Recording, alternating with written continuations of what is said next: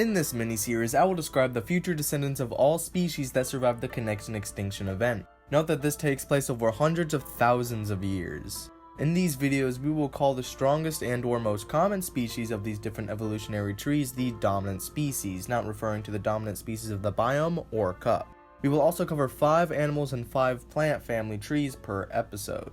We will also call different groups of descendants different generations. This should not be confused with an actual generation, which would look the exact same as the previous one. If a species is not said to have gone extinct but in the next generation it is not mentioned, that means that species has not changed since then.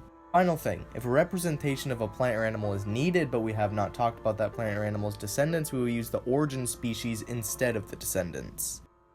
We're starting with Magnus dens. The first generation descendants are Crassus pellis and Fortis nasum. Crassus pellis. Crassus is more adapted to arid environments, going into hotter places than Magnus dens ever ventured. Crassus's arms have almost double the segments, making them more flexible. Crassus's jaw muscles have improved, giving Crassus a stronger bite force. Crassus has much thicker layer of skin on top of its body, acting as armor. This armor is about 4 times thicker than the rest of the body's skin. Everything else about Crassus is practically the same as Magnus. We will cover Magnus's biology in a later video. Fortis nasum. Fortis is a very similar animal to Magnus, other than 3 key differences, one being that Fortis has proper nostrils, allowing Fortis to have a much better sense of smell than Magnus's already decent sense of smell. Fortis has double the skin thickness overall than Magnus did, allowing it to tank much more damage.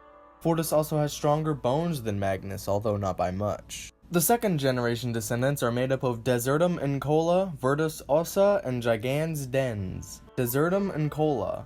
Desertum is much bigger than its Magnus or Crassa ancestors. Its top layer of skin has fully become a hardened outer shell.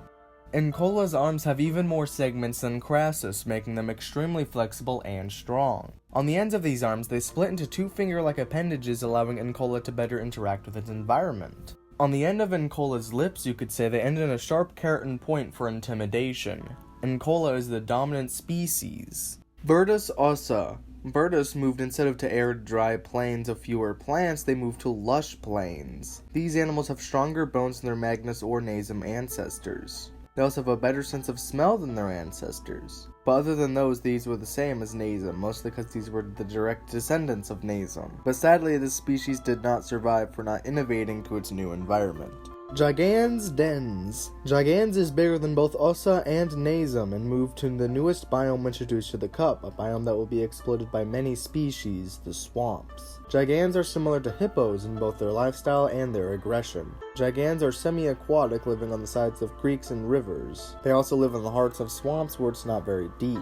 Gigans has 2 large teeth, the top one splitting in 2, allowing the bottom one to fit in. These teeth are used for intimidation and for battle, although for eating these teeth actually hamper modus, making it harder to eat. The next group of descendants is from Grissa oculus. The first generation of Grissa is made up of Debilis venenum and Falsum anguilla. Debilis venenum. Debilis is longer than Grissa was. Debilis has weak venom that after some time causes blood to clot.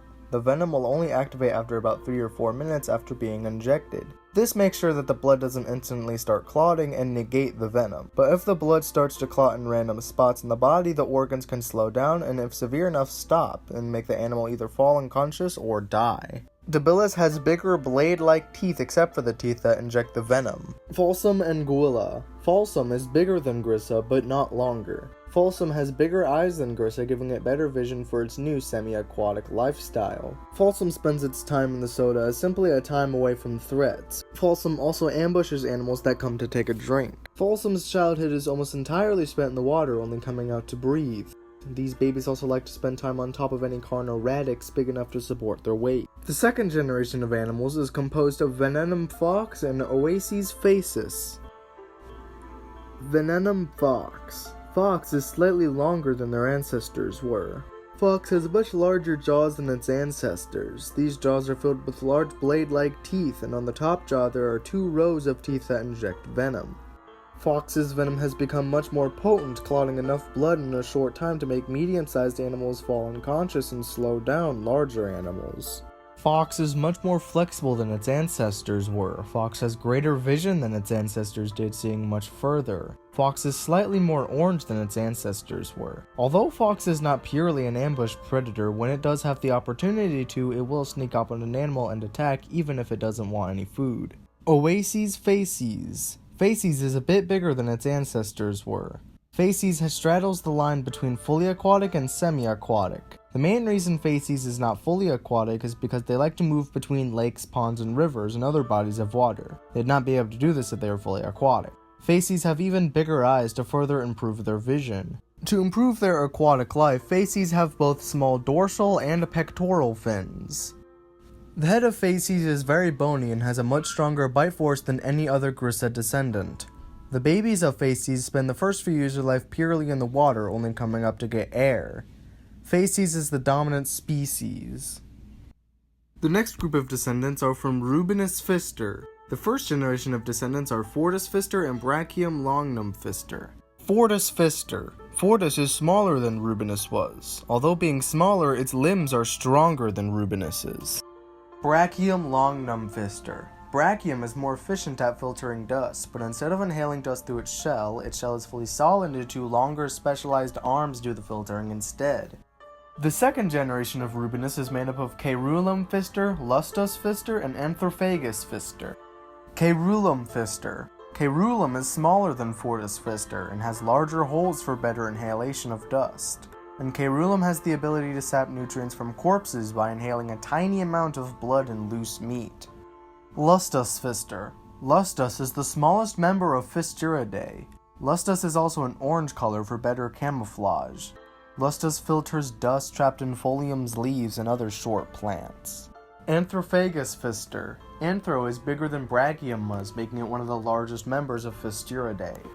The limbs of Anthro are stronger than most other members of Pfisturidae. Anthro has two ways of eating, the traditional filtering of dust, and eating Caerulum and Lustus pfister with a beak-like structure on their hands. Anthro lays up to 20 eggs inside the leaves of any random plant they find. The babies act exactly like Anthro's prey, so sometimes Anthro will eat their children since they know none the wiser. On top of its head, Anthrophagus pfister has developed a sense of smell in two different arms, giving it a better sense of environment and allowing it to track corpses for Caerulum pfister. The next batch of descendants are from Actis coda. The first generation is made up of Aviosponda and Oculi magni. Aviosponda. Avio is even smaller than Actis coda was. Avio has a more efficient digestive system than Actis coda did, allowing it to spend much less time with immature. Avio has better eyesight than Actis, allowing it to avoid being crushed by other animals. Avio has longer legs than Acta, allowing it to avoid danger and get to food faster. Oculi magni. Oculi has much bigger eyes than Actis did, allowing it to take in much more light and see better in the dark. Unlike Actis, which can only tell light from dark, Magni can see orange, giving it a better idea of its environment.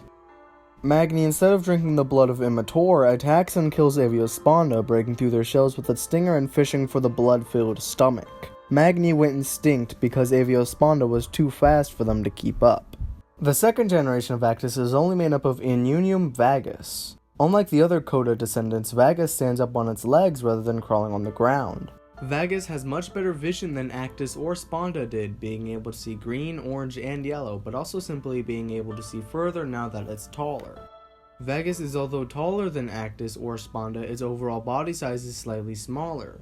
Vagus only attacks one specific descendant of Immature. We will talk about Immature next, and we will mention the specific species when we get to it. Vagus is faster and stronger than its ancestors. Vagus is the dominant species. Of course, the next and final animals are from Immature. The first generation of descendants is made up of Tria maxilla and Melor Immature. Tria maxilla.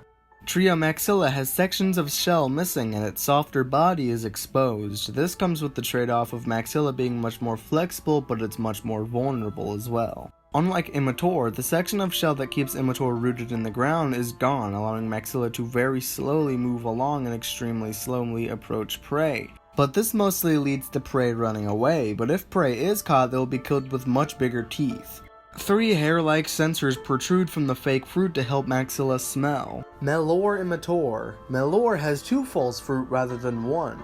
The shell of Melor is orange, making their cosplay a bit better. The jaws of Melor are a bit longer and have more teeth. Other than that, it's the same as Immature. The second generation of Immature is made up of Ambulans Arbor, Duplex Maxilla, Plurus Dentis Meus, and Multe Partes. Ambulans Arbor. Arbor is slightly faster than Maxilla was. The tongue of Arbor is much longer, giving it a better reach. The shell of Arbor is almost completely gone and what's left is thinner than before. Arbor went extinct due to other descendants of immatures in this generation and predators easily killing it. Duplex Maxilla. Duplex is completely disconnected from the ground and instead slithers around like a snake, actively sneaking up on prey and being able to attack anything that thinks attacking Duplex would be an easy meal. This is the immature Vagus attacks. The plate on Maxilla's tongue splits and is both sticky and can grab prey, so this is less of a second mouth and is more of a claw. Duplex is more camouflaged, having orange skin with an orange shell. To attract prey, it smells like a corpse to draw in hungry scavengers. Duplex is not only one of the heaviest predators, it's also the dominant species. Plurus Dentis Meus. Plurus has an almost fused shell. Although this makes Plurus almost completely immobile, its cosplay as a Caerulum folium is much better. Plurus have much more teeth, giving Plurus a better grip on prey. Multe Partes. Multe has more shell segments, more matching a descendant of more specialized Caerulum folium. You'll be able to tell when we talk about it. More segments also makes Multe more flexible. Inside the false fruits there are organs that produce a smell similar to Caerulum folium, further attracting prey. The tongues of Multe are longer than its ancestors, giving it a better reach. Partes went extinct due to being outcompeted by other immature descendants. Generation 3 is made up of Absconditus dentis. Dentis's teeth are retractable, making its jaws look almost like Caerulum folium leaves. The shell of Dentis is completely fused into one orange shell with a green base, making Abscondus nearly identical to its counterpart. Dentis smells like a fruit in Caeru to further attract prey. And that's all the animals, but now with the plants, starting with Caerulum folium. Now first things first, Caerulum folium and immature evolved with and against each other. We will get more specific in a sec. The first generation is made up of Verum mimica, Alta truncus, and Multifructus. Verum mimica, an example of immature and Caeru evolving with each other. Verum has edges that look like immature's shell. Verum has white spots all over its now broader leaves that resemble immature's teeth. Now why would Caeru want to look like immature? Well, it's a bit complicated, but in short, animals who see this as a real plant, there's a better chance that they will also see this as a real plant, and animals are more willing to try their luck. Later you'll see how this strategy can fall apart with one simple trick. Alta truncus. Alta is taller than its Caeru ancestor by quite a bit. The leaves of Alta are a bit longer than Caeru's were. This species is neutral to immatures and don't evolve with or against it. Multifructus. Fructus is a good example of Caeru evolving against immature. Fructus has 4 fruit instead of only 2. The leaves of Fructus are shorter than before. Fructus is better suited for drier environments, simply expanding their reach and not putting them in any threat of Ango radicatus. Now why would a species actively fight against immature? Well, in short, to make sure that all the herbivores don't risk their luck with these two and instead know that these are safe and only eat Multifructus and spread their seeds. The second generation of Caeru is made up of Falsus mimicus, Folium longnum, Bulb radix, and Tres fructus. Falsus mimicus. Falsus is the closest Caeru will ever look to immature. Falsus has only 1 fruit. Mimicus has a gray stem similar to immature's shell. The white dots have turned into cones looking just like immature's teeth. This species went extinct due to the last Caerulum folium descendant we will talk about in this generation, and the fact that this Caeru evolved to look like an immature that no longer exists and simply drove itself into death. Folium longnum. Longnum has much longer leaves than before. Longnum has a thicker stem than before. The fruit of Longnum are more nutritious and filling than previously. Bulb radix. Bizarrely yet understandably, Bulb radix has returned to only having 2 fruit, mostly because they've adapted to further arid environments.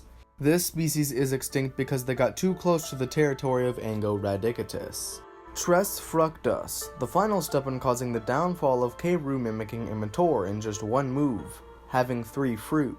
This species can fit almost any environment but does particularly well in swampy places.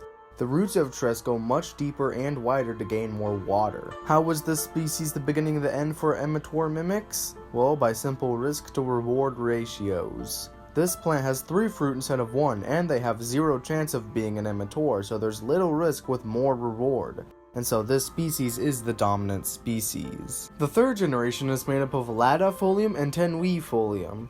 Lattifolium has evolved its leaves to face sideways and is much bigger. They also have less leaves. This species was very picky about its environment, only surviving in mostly empty and semi-humid plains year-round. These conditions were eventually not supported by the cup and so couldn't support Latta, and such Latta has gone extinct. And finally, Tenuifolium, the Keiru descendant that the remaining immobile immatures try to mimic. Tenui is nothing special compared to the evolutionary war that has gone on around them. Tenui is quite boring and very similar to the original Keiru only with longer, thinner leaves and thicker skin. The next group of descendants are from Prustrum urbum. The first generation is made up of Altilis radix and Multispinae. Altilis radix. Altilis is simply an upscaled Prustrum or a mini Ango, having both roots that go further out and deeper into the ground. They're also taller. Multispinae. Multi is shorter than before, but is completely covered in spines. Although Multi has deeper roots, it has no ride roots, making it much less dangerous to other plants. The second generation is only made up of Colossus radix. Colossus is taller than Altilis and has much bigger leaves on its base. The roots go out even further and deeper, making it comparable to Ango radicatus, but not nearly as dangerous. This is the dominant species. The next group of descendants is from Aquacaulis. The first generation is made up of Microfrons and Grandisfrons. Microfrons. Micro is better suited for the heat than Aquacaulis was. The leaves of Micro are shorter than before. The spores of Micro have a thicker cell wall, making them stronger and able to withstand harder conditions. The roots of Micro reach deeper than before. Grandisfrons. Grandis has wider leaves than before and are more adapted to relatively common rains. The roots of Grandis reach a bit further and deeper than before. Grandis is a bit more than double Aquacaulis' height, excluding the roots, making Grandis more like a short tree rather than some ground shrubbery. Grandisfrons can't hold nearly as much soda as Aquacaulis could, though. The second generation is made up of Migratiofrons, Silva radix, and Patens caput. Migratiofrons. Migratiofrons lives in plains that vary in climate, changing in colder months to well-watered plains and in summer months dry, barren wastes.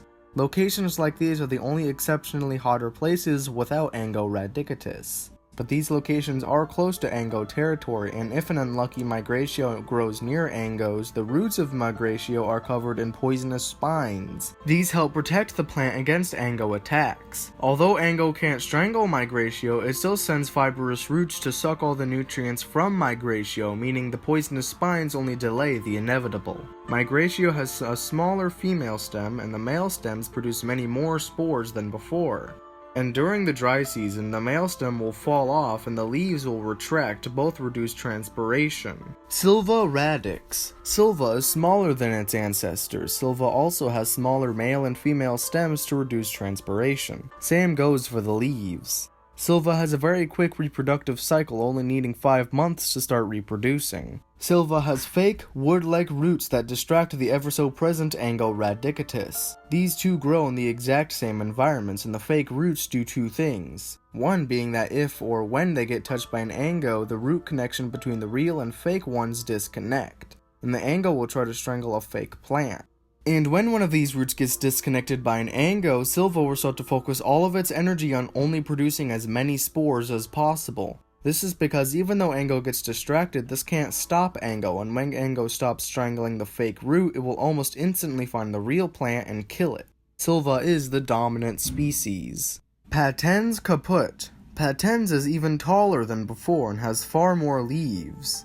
This plant is better adapted for the new swamps, and like mangrove trees have a portion of their roots above the water to prevent the plant's stem from going under. Patens is also the dominant swamp tree plant. Patens can only hold a tiny amount of soda right at the base of its leaves. The next descendants are from Carno radix. The first generation is made up of Cupiofibra and Duobus capitivus.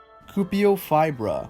Fibra is a very similar plant to Carnoradix, except the bulb has longer fibrous roots and the plant is just bigger overall. Fibra also has a small stem. Duobus has two heads on stems and instead has a helium pocket in its bulb root. The second generation is made up of Gigans hive mind, Titan radix, and Vacus radix. Gigans hive mind. Hive mind is by far the biggest organism we will ever talk about, excluding any possible undiscovered species. All members of this species in the same pond or lake are all completely connected in a giant hive mind, sharing information and nutrients. This species spreads in two different ways. If the body of water has available space for it, different bulbs will grow different other bulbs on the end of its root. But unlike Carnoradix, these will never disconnect. Or if the species wants to attempt to populate another body of water, different stems called alpha stems will start to grow. These alpha stems will inflate with spores and eventually explode. These stems also occasionally grow at random, but not explode. Unsurprisingly, this is the dominant species. Titan radix. Titan has stronger skin than all the others due to it growing in creeks and rivers being worse conditions. To not get dragged downstream by the current, their roots do connect to the ground and anchor the plant. As seedlings, they are much heavier and sink to the bottom and that anchor their roots then start to float up. Aquatic species often confuse these seedlings with meat and will eat them, and if the seedling is lucky it will be carried upstream to prevent the species from being locked at the bottom of creeks and rivers. Vacus radix. Vacus is bigger than previously and stronger. The bulb of Vacus is very hollow and has much more room for helium to allow the heavier plant to float, and the entirety of both stems to be above the water. The next and final descendants for this video are from Pendulus floris. The first generation is made up of Floss spinosus and Mortifera mimica. Floss spinosus. Spinosus is similar to Pendulus, just with its flower petals facing back and there being more thorns. 3 purple strands poke out from the flower to attract pollinators. Mortifera mimica. Mortiferum is a mimic of Falsus gramen. The reason for mimicking a Falsus is because Falsus is inedible to all animals and even decomposers have a hard time with just the corpse. So Mortiferum tried to take advantage of this. Mortiferum mimics a descendant of Falsus that has photogears instead of brine cells, although this poses a problem. Without brine cells, Falsus has no protection from predators other than being sweeter than other meat. This also means that Mortiferum has no defense either. Sadly, Mortiferum is extinct due to a lack of protection. The second generation is made up of Parampla spina and Ingens grani. Parampla spina. Spina is bigger and stronger than its precursor. One thorn on Spina has grown into a perch for pollinators that we will talk about in another video. Parampla is the dominant species. Ingens grani. Ingens is almost the same as its precursor. The only difference is that after pollination, instead of releasing spores, Ingens uses seeds full of spores that hopefully get eaten. That's all for this episode on the future descendants of the cup ecosystem.